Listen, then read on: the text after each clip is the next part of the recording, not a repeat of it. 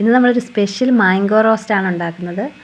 ഇത് അല്പം മാത്രം മതി ഒരു പ്ലേറ്റ് ചോറുണ്ണാൻ, അത്രയ്ക്ക് നല്ല ടേസ്റ്റാണ്. അപ്പം എങ്ങനെയാണ് ഉണ്ടാക്കുന്നതെന്ന് അറിയണ്ടേ? ഈ റോസ്റ്റ് ഉണ്ടാക്കാൻ വേണ്ടിയിട്ട് ഞാനിവിടെ 2 മാങ്ങയാണ് എടുത്തിരിക്കുന്നത്. ഒരുപാട് ചെനച്ച മാങ്ങയൊന്നും വേണ്ട, നന്നായിട്ട് മൂത്ത മാങ്ങ തന്നെ. ഇവിടെ തൊണ്ടിന് കട്ടി കൂടുതലുള്ളത് കൊണ്ടാണ് ഞാൻ തൊണ്ടെന്ന് കുറച്ച് ചെത്തിക്കളഞ്ഞിരിക്കുന്നത്.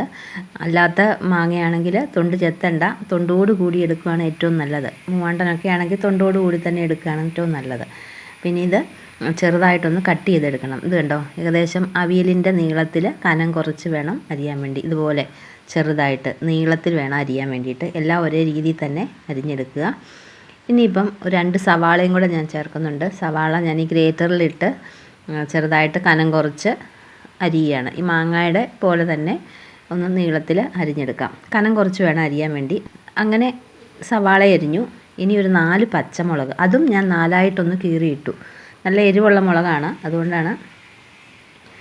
അങ്ങനെ 3 ഞാൻ ചെറുതായിട്ട് അരിഞ്ഞു. ഇനി വേണ്ടത് ഈ അരിഞ്ഞു വെച്ചിരിക്കുന്ന 3ഉം കൂടെ ഒരുമിച്ച് ചേർത്തിട്ട് ഒന്ന് മിക്സ് ചെയ്യാം. അതിനകത്തേക്ക് ഒരു 1/4 ടീസ്പൂൺ മഞ്ഞൾപ്പൊടി ഇട്ട് കൊടുക്കാം. ഇനി 2 സ്പൂൺ മുളക് പൊടി. നല്ല എരിവുള്ള ഒരു തൊടുകറിയാണിത്. അപ്പം 2 സ്പൂൺ മുളക് പൊടി ചേർക്കാം. ഇനി ഇതിലേക്ക് കറിവേപ്പില, ഇഷ്ടംപോലെ കറിവേപ്പില ചേർക്കാം. കറിവേപ്പില എത്ര ചേർക്കുന്നോ അത്രയും നല്ലതാണ്, നല്ലൊരു വാസനയും ഉണ്ടാവും. അതുപോലെ ഇതിലേക്ക് ആവശ്യത്തിന് ഉപ്പും കൂടെ ചേർത്ത് കൊടുക്കാം. ഞാനിവിടെ കല്ലുപ്പാണ് ചേർത്തിരിക്കുന്നത്. ഇനി ഇതെല്ലാം കൂടെ കൈകൊണ്ട് നന്നായിട്ടൊന്ന് മിക്സ് ചെയ്യണം. നന്നായിട്ട് തന്നെ ഒന്ന് തിരുമ്മുക കൈകൊണ്ട്, കാരണം സ്പൂൺ ഉപയോഗിച്ചാൽ അത് ശരിയാവില്ല. ഇതെല്ലാം കൂടെ കല്ലുപ്പും എല്ലാം കൂടെ ചേർന്ന് ഈ മാങ്ങയിലേക്ക് പിടിക്കണം. ഈ മുളകും എല്ലാം കൂടെ ഈ മാങ്ങയിലേക്ക് പിടിക്കും. അങ്ങനെ നന്നായിട്ട് തിരുമ്മി വെക്കുക. തിരുമ്മി ഏകദേശം ഒരു 10 മിനിറ്റോളം ഒന്ന് അടച്ചു വയ്ക്കാം. എന്നിട്ട് വേണം നമുക്കിത് റെഡിയാക്കാനായിട്ട്.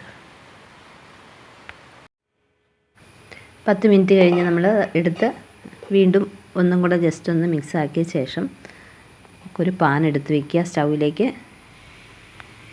സ്റ്റൗവിലേക്ക് വെച്ച ശേഷം ഒരു 4 സ്പൂൺ വെളിച്ചെണ്ണ ഒഴിക്കുക. വെളിച്ചെണ്ണ ഒഴിച്ച് ചൂടാകുമ്പോഴേക്കും 1 സ്പൂൺ കടുക് ഇട്ട് പൊട്ടിക്കാം. ഇതിന് വെളിച്ചെണ്ണ നന്നായിട്ട് ഒഴിച്ചാൽ അത്രയും ടേസ്റ്റ് കൂടുതലായിരിക്കും. ആ രീതിയിലുള്ളൊരു കറിയാണിത്. ഇനി അതിലേക്ക് 1/4 ടീസ്പൂൺ ഉലുവ ഇട്ട് പൊട്ടിക്കുക. ഇനി വേണ്ടത് മുളക് മുറിച്ചിടുക. ഇനി കുറച്ചധികം കറിവേപ്പില ഇട്ട് കൊടുക്കാം. ഇനി അതിലേക്ക് നമ്മൾ എടുത്തു വെച്ചിരിക്കുന്ന മാങ്ങയില്ലേ, മിക്സ് ചെയ്ത് വെച്ചിരിക്കുന്ന ആ മാങ്ങ ഇങ്ങ് ഇട്ട് കൊടുക്കാം. ഇട്ട് കൊടുത്ത് 1 മിനിറ്റ് ജസ്റ്റ് ഒന്ന് ഇളക്കുക. മാങ്ങ അധികം വെന്ത് പോകരുത്, ഇതൊരു റോസ്റ്റ് ആക്കി എടുക്കണം. അതായത് ഒരു പകുതിക്ക് താഴെ മാത്രമേ മാങ്ങ വേകാവുള്ളൂ. അങ്ങനെ കൂടിയ ഫ്ലെയിമിൽ തന്നെ ഇട്ട് ഇളക്കി ഫ്രൈ ആക്കി എടുക്കുക. എടുത്ത് നന്നായി തണുത്ത ശേഷം മാത്രമേ ഉപയോഗിക്കാവുള്ളൂ, എങ്കിലേ അതിൻ്റെ നല്ല ടേസ്റ്റ് കിട്ടുകയുള്ളൂ. ഇപ്പോൾ ഉച്ചയ്ക്ക് ഉണ്ടാക്കിയിട്ടുണ്ടെങ്കിൽ വൈകുന്നേരം അല്ലെ പിറ്റേ ദിവസം എടുത്താലേ അതിൻ്റെ യഥാർത്ഥ ടേസ്റ്റ് കിട്ടുകയുള്ളൂ. നല്ല അടിപൊളി ടേസ്റ്റാണ്. ഇത് 1 സ്പൂൺ മതി ഒരു പ്ലേറ്റ് ചോറിനാൻ, അത്രയ്ക്ക് നല്ല ടേസ്റ്റാണ്. ഫ്രിഡ്ജിൽ വെക്കേണ്ട കാര്യമില്ല, പുറത്ത് തന്നെ വെച്ച് 2-3 ദിവസം ഒരു കേടും കൂടാതെ പുറത്തിരിക്കും. നല്ല ടേസ്റ്റുമാണ്. അപ്പോൾ എല്ലാവരും ഇതൊന്ന് ട്രൈ ചെയ്യണം. എന്നിട്ട് ഇഷ്ടപ്പെട്ടാൽ വീഡിയോ ലൈക്ക് ചെയ്യാനും ചാനൽ സബ്സ്ക്രൈബ് ചെയ്യാനും മറക്കരുത്. ഇനിയും നല്ല നല്ല വീഡിയോകളുമായി കാണാം.